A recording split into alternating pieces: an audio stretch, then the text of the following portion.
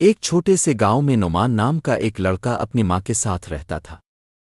گھر چھوٹا سا تھا، چیزیں کم تھیں، مگر دل بڑا اور محبت بے حساب تھی۔ ماں روز صبح اٹھ کر روٹی پکاتی اور نعمان ہنستے ہوئے کھاتا۔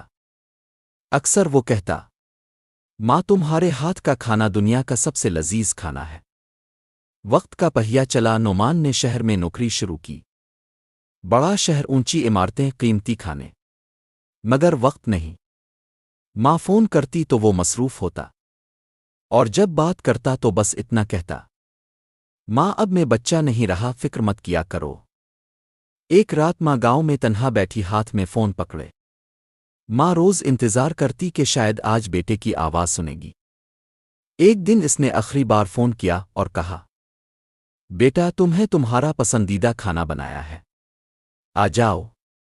لیکن نعمان مصروف تھا،